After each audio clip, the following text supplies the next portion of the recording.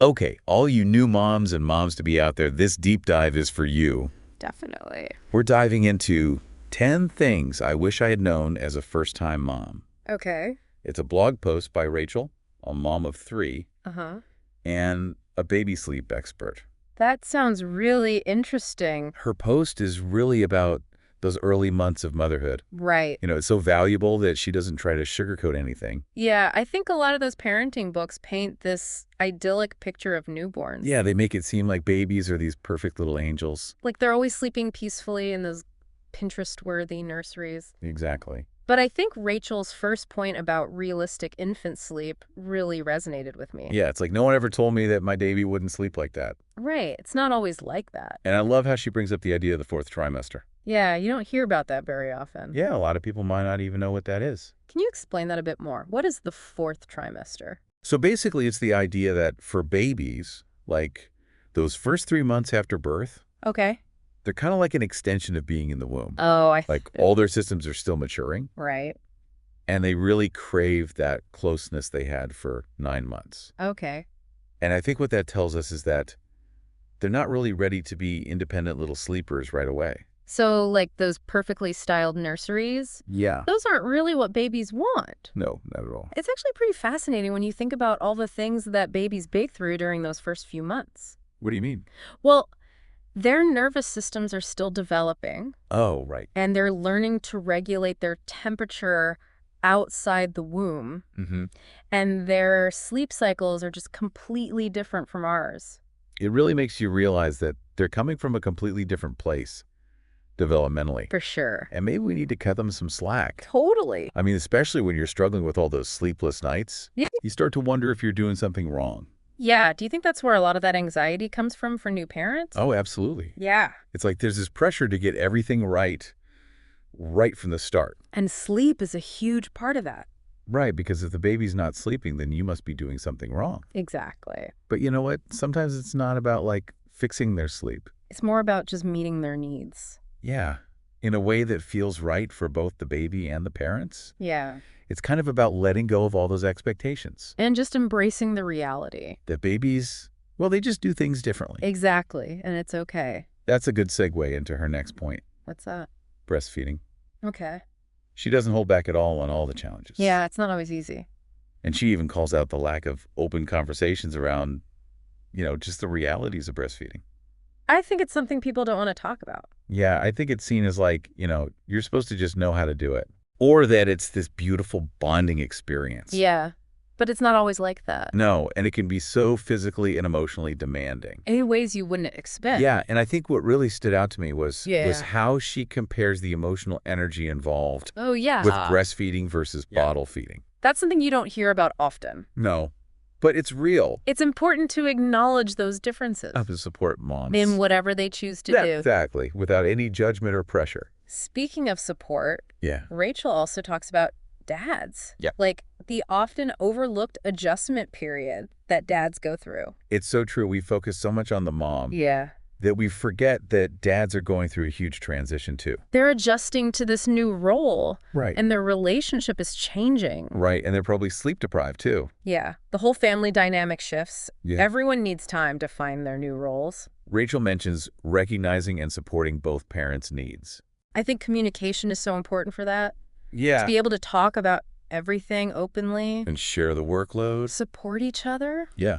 Emotionally too. that can make all the difference. You know what else she talks about? What's that? The world of infant digestion, Oh, yeah. baby gas and colic.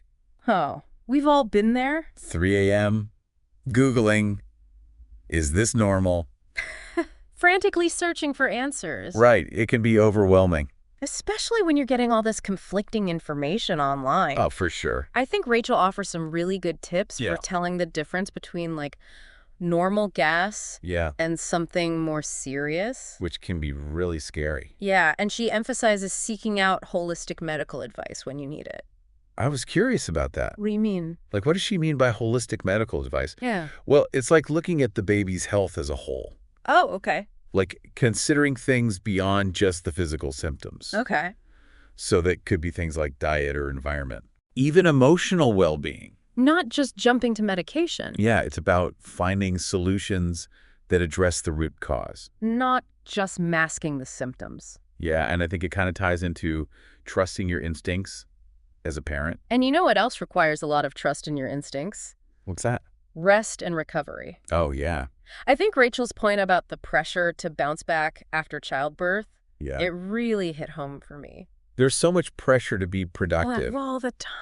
Yeah, I remember feeling like I had to be supermom, Yeah. juggling everything. Even though you're exhausted. Yeah. And still recovering. Yeah, and Rachel is really open about feeling guilty about taking time for herself. Oh, wow. But her point is that rest is essential. It's not a luxury. No. It's important for recovering. Both physically and mentally. It's like giving yourself permission to slow down. Yeah. And to heal. And to adjust to this huge life change. It's a huge life change. And it's interesting because she connects all of that back to those feelings of anxiety and self-doubt. Yeah, so many new moms experience that. It's almost like a cycle. What do you mean? Well, like the pressure to do it all leads to exhaustion. Right. Which then makes you feel inadequate. Totally. Which brings us to Rachel's next point. Okay, what is it? Embracing the "is this normal" phase. Oh, so true. Parenthood. It's like your brain turns into this giant question mark. All the time. Yeah. It's totally okay to have a million questions. It's okay to feel unsure. To Google everything. Yeah. From baby poop to sleep schedules. It's like we've lost that traditional village. The village of experienced mothers. Yeah. That we used to have. Now we just have Google and social media. And it can be so overwhelming. Sometimes misleading. Rachel points out that antenatal classes focus so much on the birth that they don't prepare you for what comes after. They don't talk about the postpartum period. It's like we're thrown into the deep end without a life vest. Yeah, and speaking of the deep end. Oh, what's that? Rachel dedicates a whole section. A whole section. To baby poop. I have to admit, when I first saw that, I kind of chuckled. I know, right? But she makes a really good point. Yeah. About understanding your baby's bowel movements. Like it's a window into their health. Right. Okay. It's like a secret code. You know you're a parent when you're discussing baby poop over dinner. That's a rite of passage. But really, it brings us to this crucial aspect of parenthood. Yeah. Navigating all that unsolicited advice. Oh, the advice. Everyone's a baby expert. Everyone. Your grandma. Yeah. The stranger at the grocery store. It can be so overwhelming. Yeah. And undermine your confidence. As a new parent. Yeah. But Rachel really encourages finding that balance. Between what? Between trusting your gut. Okay. And being open to suggestions. So finding that sweet spot. Yeah. Between your instincts and guidance from others. Yeah, and you know what? Yeah. It's a recurring theme throughout her post. What is? Trusting your instincts. Okay. She's really advocating for new moms to find their own voice. In parenthood. Yeah, and their own path. It's so empowering. Right. Especially when there's so much pressure to conform. Yeah, to certain parenting style. Or expectations. Without recognizing that every baby is different. And every parent's journey is unique. Exactly. And speaking of unique. What? Her next point is about how every baby is different. Okay. They develop at their own pace. It's so easy to compare. Oh, I love that saying. What is it? Comparison is the thief of joy. Oh, yeah, that's a good one. Especially when it comes to things like sleep. And milestones. Yeah. It's so easy to compare your baby to others. But there's no one size fits all. To parenting. No. And she makes a really important point. What's that? About how a baby's sleep patterns are not a reflection of your parenting skills. Oh, that's something a lot of new parents struggle with. Yeah. All those sleepless nights. Yeah, it makes you wonder what you're doing wrong. Exactly. But Rachel talks about tuning into your baby's needs. Yeah. And responding to them. She talks about leaning into your baby. I love that. It's such a beautiful way to put it. It is. It's about trusting your intuition. And forming that unique bond with your child. Not trying to force them into a mold. That might not fit. Exactly. It's about embracing the messiness. The unpredictability. The wonder of it all. That's the essence of her message. Yeah, it's a good reminder that motherhood is a journey. Not a destination. You have to find your own rhythm. Trust your instincts. And embrace the journey. With each child. Yeah. It's so important to remember you're not alone in all of this. Yeah. And that's where Rachel's blog comes in. Yeah. And all of her resources online. Right, like her newborn masterclass and baby bundle. Those seem like great resources for new parents. Especially those struggling with sleep. Yeah. What stood out to you about them? Well, I mean, aside from the tips and all the strategies she has, yeah, I really love the sense of community she builds. Oh, yeah. It's like she's created this virtual village where moms can connect, share their experiences. find support. It's so valuable these days. Yeah, because that traditional village Yeah, can be harder to come by now. it can. I think that's what makes her work so impactful. Yeah. She's not just giving advice She's creating a space for these honest conversations about motherhood, and the realities of it all. giving new moms permission to be vulnerable To admit they don't have all the answers, and to ask for help. which can be so hard. It can. Those early days can be so isolating, Overwhelming. emotionally draining. Just having a community where you feel seen and heard, Makes all the difference. especially when you're sleep deprived and second guessing everything. Yeah. You know, it's interesting. Rachel talks about finding your voice as a mom Yeah, it's so easy to get lost in all the advice and opinion. from everyone else. Yeah, but ultimately, You have to trust your instincts and make the choices that feel right for you. and your baby. I remember feeling like I had to defend all my choices. About what? Everything, breastfeeding, Yeah. sleep training. Introducing solids. It was exhausting. It's a common experience. It is. You're just bombarded with information, Yeah. judgment, It's hard to filter through it all. and find your own way. I think we need to reclaim our intuition.